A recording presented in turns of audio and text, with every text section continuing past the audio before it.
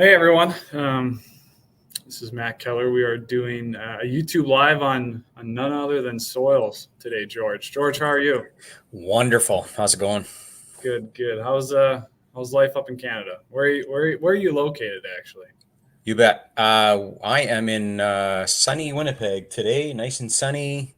Had a rain a couple days ago, so things are looking good up this way. So yeah, when we were asked earlier to cover soils, I couldn't find a better agronomist to reach out than you, George. You've been with Farmers Edge for what, 30, 40 years or? Well, sometimes my hair indicates that, but just over 15 now I've been with Farmers Edge. So a lot of time with this company, lots of changes along the way, but all good. Yeah, and you've been agronomist most of the time, or what's your background with soils?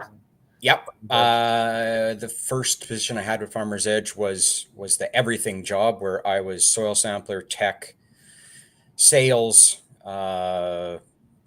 you name it, everything with them, and then moved to do some manure management, and then did some management. Went up to doing some regional operations, and now a territory sales agronomist here, based out of Winnipeg. My territory being Manitoba. nice, nice. Yeah, and here I'm in Bismarck, North Dakota, so we're fairly close, maybe 300-400 miles away, and our soils are similar but different, and we'll kind of get into that a little bit as the presentation goes. But George, I'm just here to moderate. You're here to teach everyone about soils. So the presentation is yours. Yeah. So thank you, Yeah. Matt. So like I said, if you're in Bismarck, you'd have a bit more heat units than me.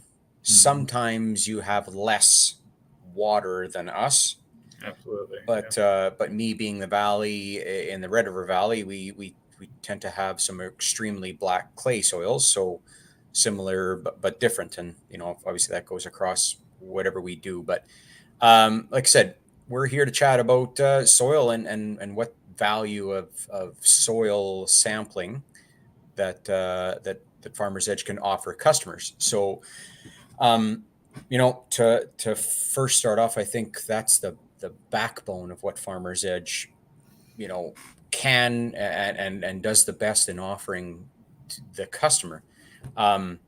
So much value that we can get out of that. So I'm just going to dive into that. That there's kind of two main ways of soil sampling. Uh, that we offer. I'm going to say here, at least in Manitoba or in the prairies. One being composite soil sampling, meaning that everything goes into one bucket and it's quote unquote one zone. We do 0 to 6 inch and 6 to 24 inch depths. Um, Now, are those depths pretty standard across the the soil sampling universe, or is there different depths for different crops, or what do you yeah. see there?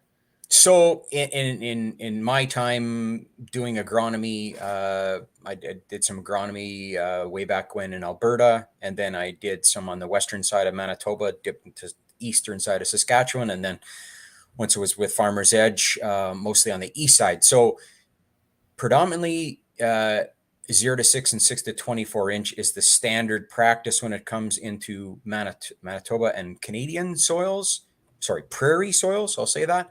Um, uh, Traditionally, as the farther south you go with less and less frost in it, the 0 to 6 seems to be a little bit more standard. Um, we tried as Farmers Edge doing the 6 to 24 inch depths as we go further south. Um, Again, I have my beliefs that I think that there's still value in seeing that 6 to 24, but again, as you go further south into less frosted soils, I think it becomes less and less important. Yeah. Um, Again, it's a piece of information, but because you guys are, in a different climate, um, I just think that 6 to 24 inch depth may not always show you something that you already knew, which is there's nothing left in there Mhm. because everything tends to push down. And you being more southern than me, your take on that? Yeah, yeah. Bismarck, North Dakota is still fairly chilly in the winter, but so we're still gonna use our nitrate tests 6 to 24. But you start to get down into like even south of the I states or into Texas, where, like you said, the frost doesn't affect them, so their nitrate is leaching. Once it's in that nitrate form, it's being pushed down with that rain they get, and they're really at that depth now. We don't have a reason to go 6 to 24. So I think you're right on the money. Different regions look at different depths, and in the north we're 0 to 6 and 6 to 24. So Yeah, our Ontario soils are similar. I don't think they follow the 6 to 24 inch depth, but I guess I'll ask you this: that with this, with a heavy clay soil, which tends to, there's nitrogen tends to be captured better than a lighter soil. Is there a place in the States, like, you're getting into the I states and beyond south, that a clay soil, that a 6 to 24 inch depth would help or show that? yeah, I guess I don't have a whole lot of experience in those heavy clay soils. I do know though that they get anywhere from 20 to 30 inches of precip a year. That can definitely move those nitrate levels down. So I've heard either way, but they're really into the 0 to 6 for the liming feature of it, and that P and K. So those are the nutrients that they're mostly looking for, and that 0 to 6. So I think you had some example slides of what our data points look like, if you want to swing. Yeah. So FarmersEdge always has, to show that screen, FarmersEdge always has geo-reference points or GPS reference points. We go back to those same points every year. This is a typical field that I have not too far away from me. We'd go back to those same points. I'll make an exception to that if something happens in the field and something changes, whether the field gets, split, or there's, excess drainage that happens, or maybe tile that gets put into it, then we would change those points and make new ones. But we've been going back to the same points on a composite sample like this for years, and the consistency of it is much better. I know in the past, when I first started with FarmersEdge, a lot of guys had doubt when it came to, that the relevance of a soil sample, and I think that was from the good old retail days of somebody going out and poking 10 or 15 points in a field, and then the next year 10 or 15 totally different points again. So you had really no benchmark to compare year to year, because the points were different and they were vastly different. So I think that just puts a bit of more consistency into it along the way. Yeah, absolutely. And I think you touched on a key point there, and something we hold at a very high level is that geo-reference point. I mean, that's, if you're not doing it, why are we soil sampling if we're not comparing the same points year after year? And that's what I think FarmersEdge does really great. Yeah. That looked like a composite sample there. Let's get to the backbone of FarmersEdge. What do you got for a VR map, and how do we sample that? So just to clarify, in Canada we say composite, where you guys say composite. So regional differences, I'll say. But anyway, I'll just put a little. What about decals and decals? That too. Right? I'll just add that I've been out soil sampling many acres along the way, and one story, I happened to drop a screwdriver down the soil sampling hole. What we do is we take a half-ton truck, take the passenger seat out, cut a hole in the floor, and then we have our cylinder right beside there. So we stay within the truck. I was probably cleaning out the probe with a screwdriver, happened to drop my screwdriver, went to a couple points later, realized that I had dropped my screwdriver. I went back and clicked on the point that I thought my screwdriver was at, and lo and behold, it took me right to the spot. So those geo-references do work very well. One more reason to geo-reference your points. Yeah. Moving on to what I was originally talking about was the next version of soil sampling that we do is variable rate. Obviously, this is the one we kind of hang our hat on. We use imagery based off of zones, sometimes multi-years of zones to create the image and kind of blend a couple years together. 5 to 6 zones within a quarter section, roughly 150 acre field, depending if you are in the quarter section area game. 5 acres per core is kind of our minimum, kind of what we do. So that would look like this. This is our kind of a standard zoned field. You can see each of those points, so we'd be able to give to the customer, 5 to 6 to, and depending up to half sections, we can sample to 5 to 6 to 7 truly unique soil sample results. Mhm. So with that, we just get a lot more granular into the field, and truly try to weed out the higher areas, or the eroded areas, or the bottom areas that are pooling water, that there's going to be variability when it comes to nutrients, when it comes to soil and productivity, blended within all three of those. So yeah, I was on a call with a prospective customer this morning, and I was trying to explain zones to him, and the way I explained it is, we now broke your field into 5 different fields, and that's how we're treating them. And so that image right there kind of shows it, is we are breaking your field into low production all the way up to high, and we're sampling them all differently. And so that's the key with variable rate, is we break things up, and hopefully broke it up in the right areas, right? But, yep. And when we've had guys that have had zones, I've been an employee here for 15 years, and we've changed zone maps, albeit from the old imagery provider we used to have, which was not very high resolution, to a higher resolution image that we have now. But the zone map didn't change unless the customer did something drastically to alter the field. Like I said, drainage, tile drainage, split the field, that kind of thing. So, yeah. Well, getting back to sampling logistics too, when is the best time to soil sample in your area, grand scale? Is it today? Is it yesterday? Is it whenever you can get in the field? When's the best? So, taking logistics out of it, obviously the best time to be sampling is the day before you apply the nutrient. Now, that's not always the case, and not always helpful, considering customers have to, say, fall fertilize. So if they're a fall fertilizer customer, we try to sample those right after the combine, chasing chaff, as we call it up here.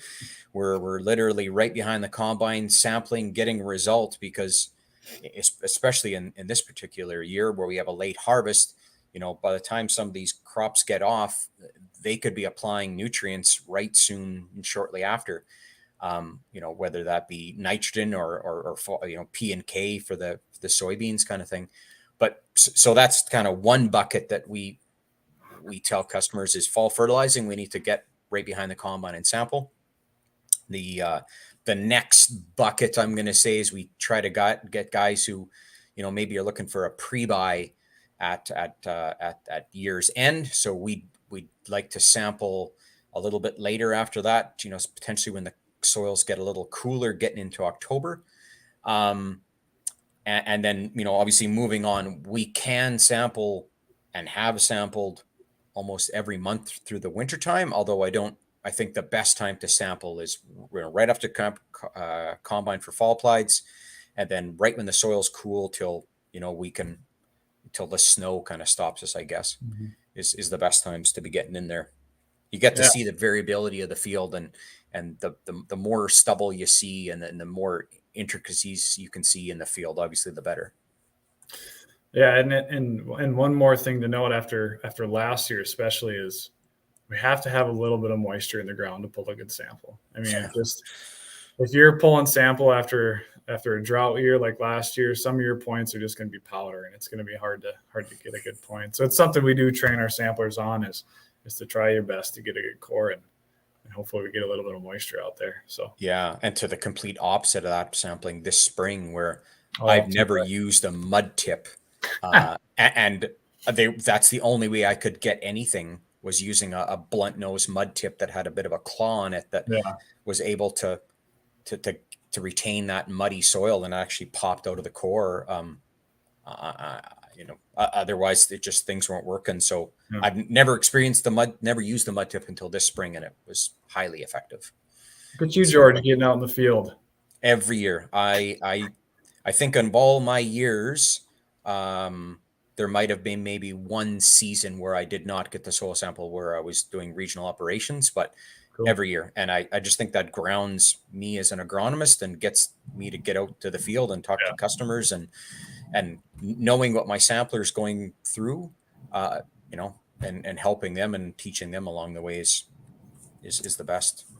That's good stuff. That's good stuff. As far as precautions go, I mean, every company has different precautions. Every province probably has different rules going field to field. States, we have regulated soil down in the States for fire ants down in Texas. What precautions do you take in your area for soil sampling? Well, we don't have fire ants, so I guess I can't comment on that one. Wow, that's different. But yeah, that's Texas stuff there. So unfortunately for us in the prairies, we have a disease called club root. Awful for canola. So we have to do a couple things there. We wash our trucks before they get to the farm, because obviously if a farm, there's transference of soils between a farm, so we always have a clean truck come into the farm at the start of the day, or if we happen to start a new customer, we'll disinfect their truck with a bleach solution, tires, undercarriage, kind of the bottom portion of the fenders, just to give that extra shot to try to mitigate that club root. We have a log that our samplers keep in the truck of when they washed and where they were sampling and who's customer to customer along the way. Knock on wood, no known cases have followed us. It's a terrible disease, so anything we can do to mitigate that. Another one's gloves. Just trying to keep the contact to soil off the bare hand. I'm not a smoker, but apparently the ash from a smoke can alter a soil. And then potentially getting any sort of an infection, I guess, into a cut or something to protect the sampler as well. Once that soil's been collected, try to keep the soil as cool as possible.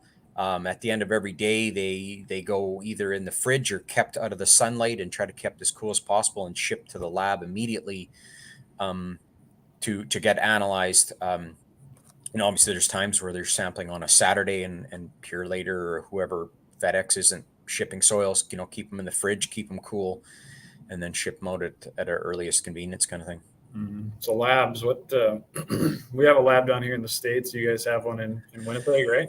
Yeah, so we got the original FarmersEdge lab in Winnipeg, started in 2009. Great crew there, huge asset to our company. The fact that we had our own lab, we're super lucky here in Winnipeg that our samplers drop soil off right at their back doorstep. For anybody else in the prairies and in Ontario, they ship the soils to there. Once the soil does hit our lab, we got a 3-day turnaround time. They also do they also do manure and tissue sampling here in Winnipeg. Our second lab is in Grimes, Iowa. Much bigger lab, way more capacity there. I think a lot of things that we would like to do in our original Winnipeg lab, we definitely converted those good ideas over to the Grimes lab. So definitely a lot more throughput through that facility. And if I remember correctly, soils and manure there only, right? No tissue, or is it the other way around? No tissue. I'm not sure on manure, but soils for sure. And I think you brought up a good point of having our own labs and how that turnaround makes it better. Because if we get a call and the guys fall applying in a week, well, we need to rush that sample over, and then we need to be able to talk to the lab and say, hey, we need this process quickly. So having that transparency with the lab is huge. As we kind of just keep moving around, why soil sample? Why would I sign up with FarmersEdge? Why go through all this process? What am I going to see on this soil sample result? Yeah. So let's first start about like let's start with soil health, I guess. And being that if the soil's new to Farmer's Edge or new to a customer, we got to get a baseline. We got to understand what that soil's like. And, if a farmer's been farming that for a while, they have an understanding of it. But just the fact that we can, get deeper into it and understand that one of the biggest things is organic matter, and that's showing the potential productivity of a soil, its potential health being good or bad, whether it's an older or a younger soil, indicating how much productivity we got there. We got some soils up this way where we have some peaty soils that we got 20% organic matter, to our heavy clay soils, which have 7 and 8% organic matter, to some of our sandy beach soils that are along our Lake Agassiz glacial escarpment there, that are in super light soils that are 1 and 2%. So there's a variance there, and just having an understanding of that is the start of the value of what a soil sample can bring. Yeah. What is the productivity of your soil? Where can we start? That's a good question to ask. And I think that's what a soil sample will show us as the agronomist without even meeting the farmer. We can kind of give them a note of, this is where we can push here. So yeah. What else are you looking at when you get that result back, or what should you be looking at? So the next one is a CEC, or cation exchange capacity. So what that number we're looking at is the indication of the soil and the soil, whether it be a sandy soil, like a lower number would indicate a sandy or light textured soil, to a higher CEC soil would indicate a high clay content. Obviously, the higher the clay content, the more capacity to hold water and nutrients. A lighter sandy soil obviously isn't going to hold nutrients, so we may have to be treating that differently when it comes to when we apply the nutrients.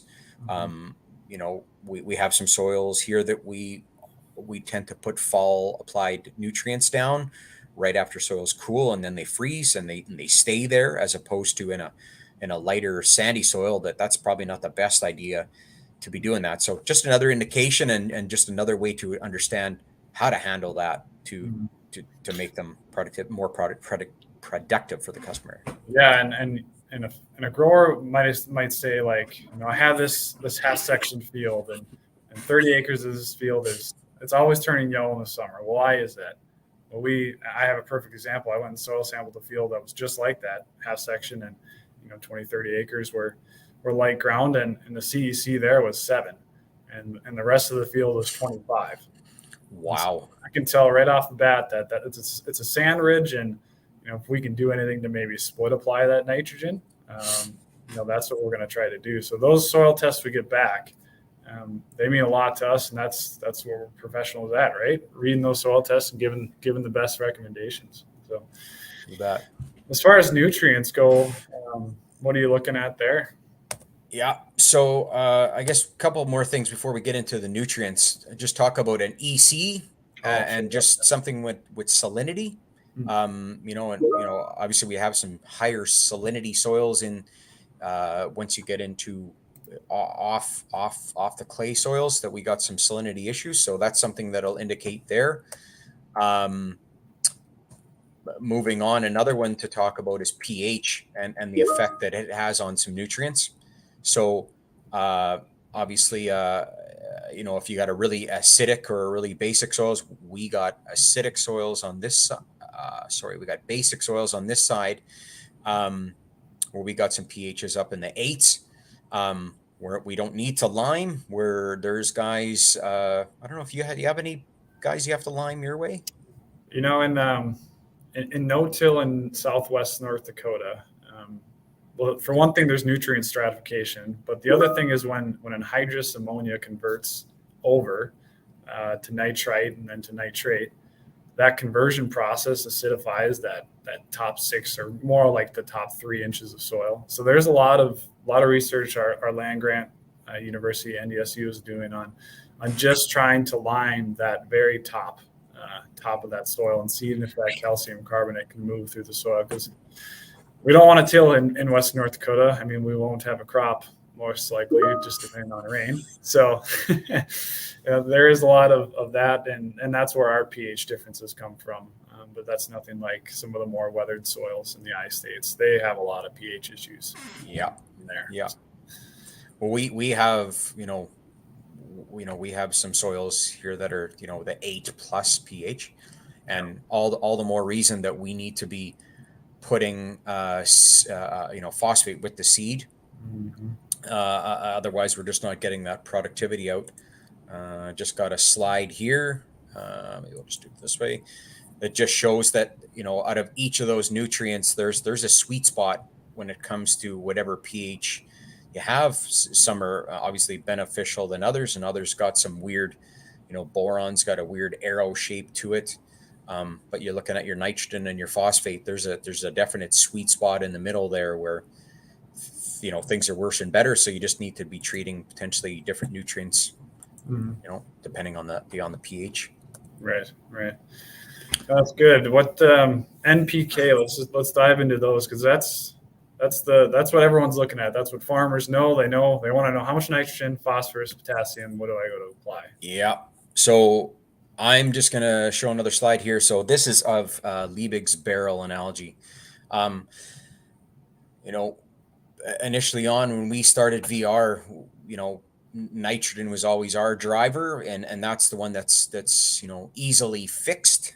When it comes, but you could pour all the nitrogen you want to a droughty soil, and if your limiting factor is water, well, everything else, Mother Nature trumps you, unfortunately, on those. So that just shows that the limiting factor, whatever that may be, even to the point of a small used micro along the way. But moving that to a nutrient, like I said, that the nitrogen is our biggest driver. That's the one where we'll be getting a 0 to 6 nitrogen, obviously for the early season, the nitrate, and then the 6 to 24 again for our prairie and Canadian soils. Mostly that'll be for the late season nitrogen and how well our roots can get down and get those. Mm-hmm. One big benefit that we seen out of soil sampling coming out of last fall was we had a drought, predominantly across the prairies.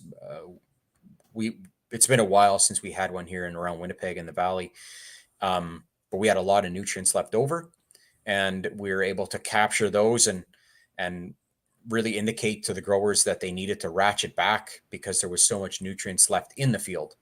And you can really see that in some soils around here that either guys didn't pull back or didn't soil sample and didn't have an indication. There's a lot of flat fields around here.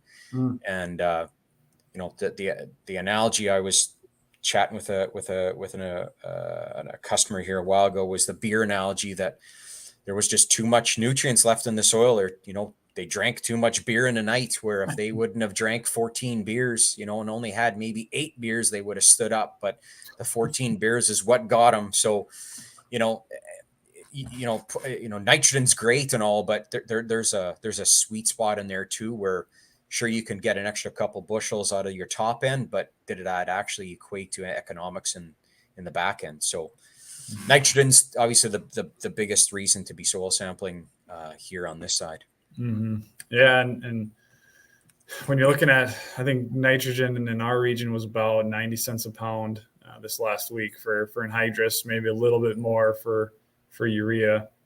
Every pound counts. I mean, 30 pounds of residual nitrate, that's $30 an acre, and that covers our cost, 6 times. So it's a huge thing to test for, and what people look at. The next macro would be phos. What do you?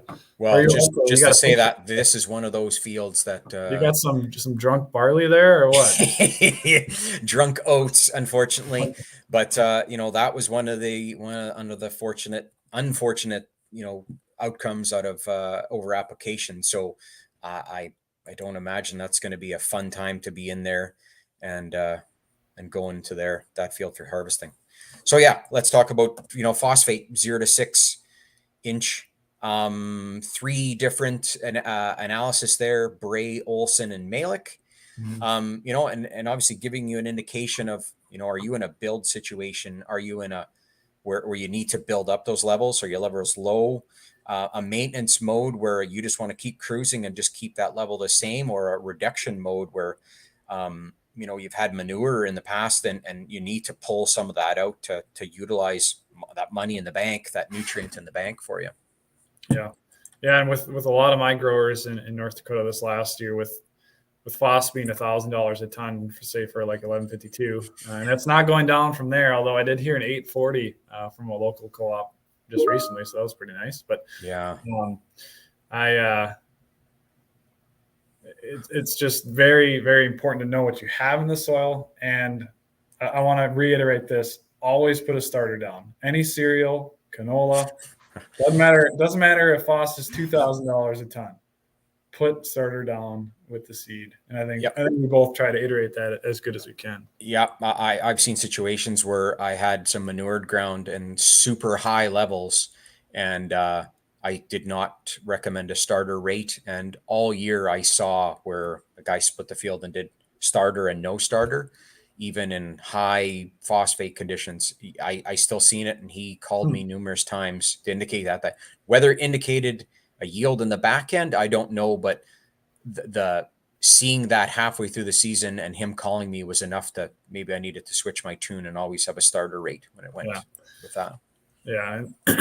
Maintenance mode, build mode, it's all depending on how much you want to spend. But I think with fertilizer I think we're in maintenance mode for another year. I don't know what you're going to do in your area, but yeah, I have very little guys who are on the build. They're a lot just keeping into the maintenance of it or replacement, removal, whatever's taken out. So potassium, let's cover that here. Yeah, so we here in the valley, we have some heavy clays. So we have lots of available potash, but sometimes we don't have the following nutrient, which is chloride when it comes to that. As you get west of us and into lighter soils, clay, loams and sandy soils, there's a big need. So potash 0 to 6 number, like I said, sandy soils are traditionally lower, and those are a mobile nutrient and washes through. Clay soils can retain more. Mm-hmm. I did have a question come over the chat, and it was what kind of starter rates are we looking at on cereals and canola? And I can just speak for North Dakota first, and then you can talk your area. But anywhere from 15 to 30 units of actual P2O would be a minimum starter, I would say. So that's 30 to 65 pounds of 1152. Canola, you do have to be careful with your opener, your seed bed utilization. I mean, if you had a disc opener that's that big, you kind of have to be careful with how much nitrogen you want in that furrow, and that nitrogen coming from that 11% on 1152. But those would be the rates, anywhere from 30 to 70 pounds, maybe, depending on what you want to push it to. So. Yeah, I'd be the same here, with the exception of depending on if you're a 7.5 inch row space to a 12 inch row space guy. If you're a planter guy and you're putting down, corn on a 30 inch row space, there's not much you can be putting down there with a liquid P. But I'm still a big believer in that, in some sort of starter when it comes to that, for sure. Sure. Yeah, let's keep on that chloride conversation. It's a big thing in cereals, so I think it's an important one to talk about. Yep, and again, that one's measured. It's important. It's a micro. It's a micro. Close enough. Yeah, close enough. It's needed in lesser quantity, but it's still measured and still important. Like I said, we have some soils that don't need potash but need the chloride, and then we have then the drastic measure as you go west, that the sandy soils need a pile of potash along the way. Yeah. Root diseases, kernel plumpness. That's what chloride will get you help on. So yeah, and just that potash helps move nutrients, water and nutrients around. Stem strength, I think, is a big one here for cereals in the potash department. And here's the debatable one here: sulfur. Is it a macro? Is it a micro? I'm kind of leaning towards the macro side of things, but Why don't you talk about sulfur a little bit? Yeah, macro in my eyes, just for the sake of, it's one of the 4 mainly used fertilizers that we have this way, but just because we have so much canola, helps in the formation of acids, proteins, and oils. So, canola, is the big one there. It is or can be inconsistent and variable throughout the field. And it may or may not be higher in saline soils, but just the fact that we can pull a number up and see what that is. I tend to rely on the 0 to 6 inch, because that's the one where canola needs the early-ish season, the 40 days into its life cycle, that it's going to be needing some sulfur there along the way. So make sure they got enough sulfur in that 0 to 6. Yeah, and sulfur is kind of a bugger where you'll start to see deficiencies. It's a non-mobile nutrient in the crop, right? So the top leaves, you'll start to see that yellowing, where nitrogen is sucked up from the bottom. So the bottom leaves, you'll start to see the yellowing.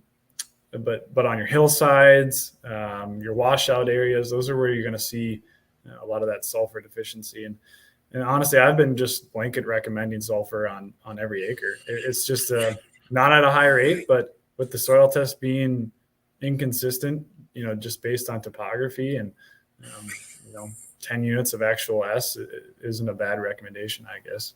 Yeah, I definitely learned my lesson when we first started VR and going some 0 rates on canola, and we seen such high levels in the sulfate on the test, but that didn't transition back into the plant, that we seen some deficiencies throughout the season. So we've seen and learned some lessons there.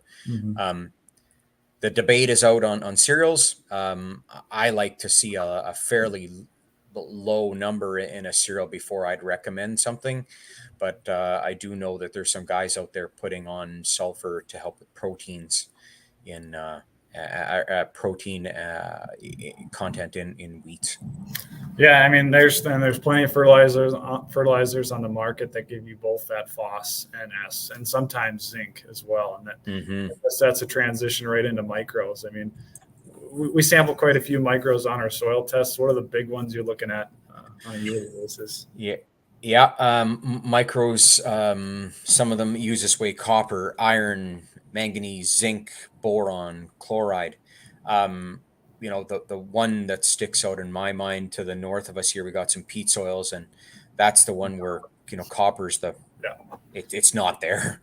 It can be replaced, it can be fixed, but it's easily moved out of that soil the year or 2 years after trying to fix that soil. So it's always got to be maintained.